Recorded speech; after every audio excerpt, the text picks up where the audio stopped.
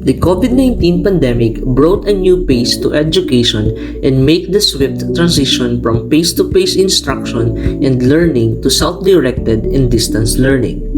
Now that we're slowly transitioning back to face-to-face instruction and learning, would the trends brought by pandemic still be viable?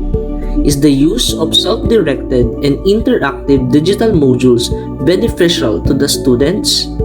And does it make seemingly difficult subjects like earth science more understandable and relatable to students?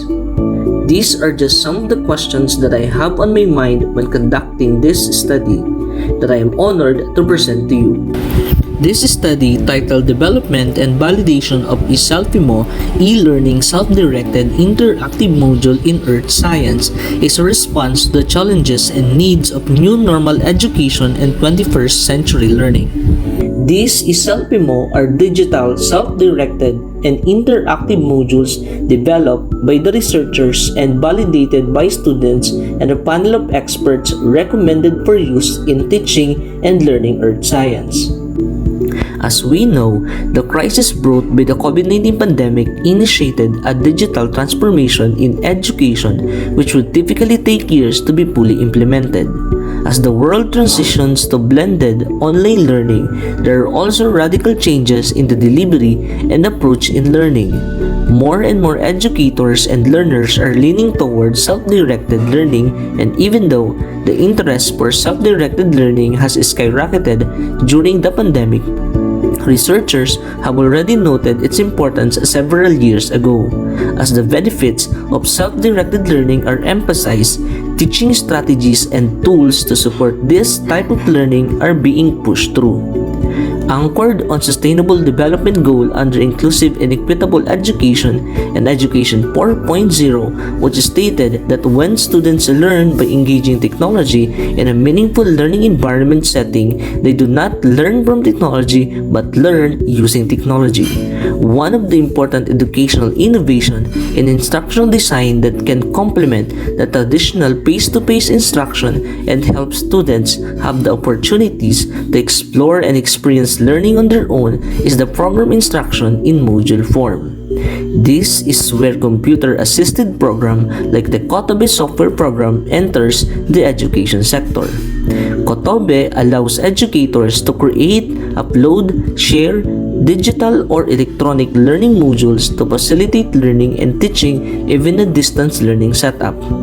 An electronic module is a set of non-printed digital learning media that are arranged systematically and can be used independently by students to solve problems on their way.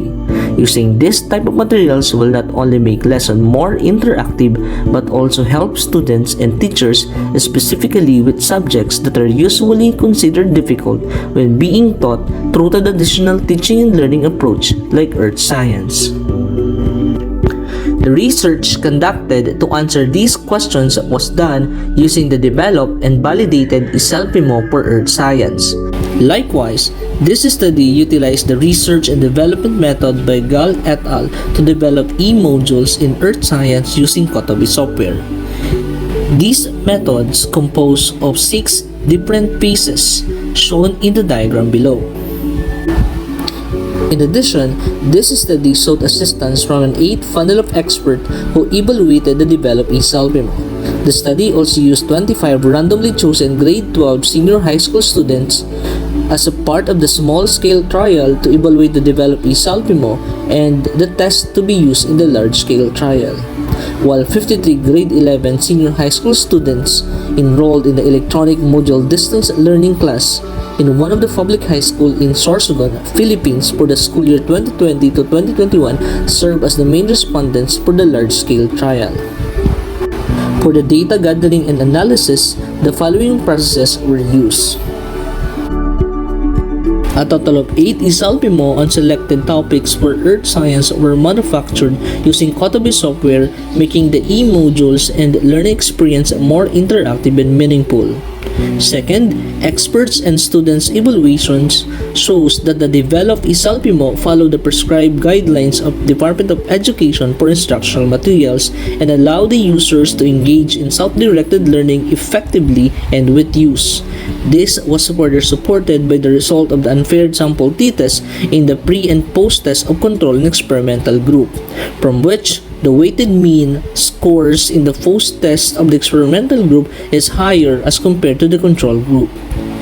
Moreover, the computed p-value and coherence d-value support this finding, indicating that using E-SelfIMo significantly impacted the experimental group performance. It was then concluded that the developed E-SelfIMo for selected topics in earth science has a great potential to address the need for more innovative, interactive, and engaging digital materials for earth science education, which can also be explored in different settings and subject areas.